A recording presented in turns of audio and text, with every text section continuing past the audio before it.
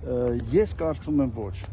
Իհարկե բոլոր պատերազմներում, եթե դուք ուշադիր եք առաջին պատերազմից հետո Արցախյան,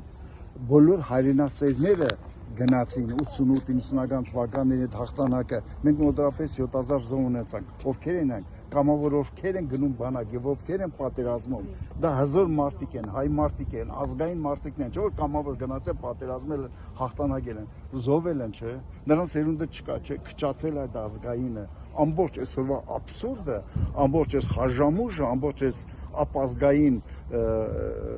այս խրախճանքը, որ կա մեր շուրջը, որ կատարվում է, դա նրանից է, որ ազգային մարդկանց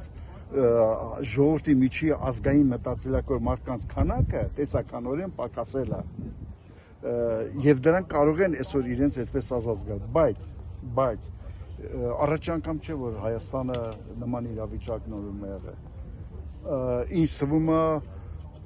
քելն են նոր վազգեններ, անպայման քելն են, անպայման կծնվեն, կամ ծնվել են, անպայման քելն են վազգենները,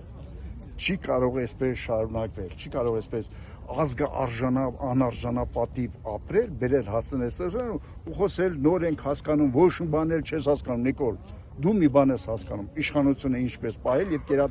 կերատաշտակի մոտ ինչպես մնալ, ուրիշ բան դու չես կարող հասկանալ։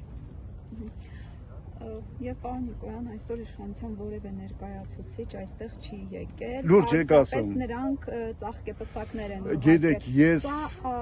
մեկ անգամ եւս շնորհում եմ Վազգենին, որ այսօր իշխանությունից որևէ մեկը չի եկել եւ չի պղծել։ Ես դրա համար այնքան ուրախ բան ես չգիտեի։ Շատ լավ բան ասեցիք, նրանց այստեղ գալը նշանակում գալ է Վազգենի հիշատակը պղծելա, լավա որ չեն եկել։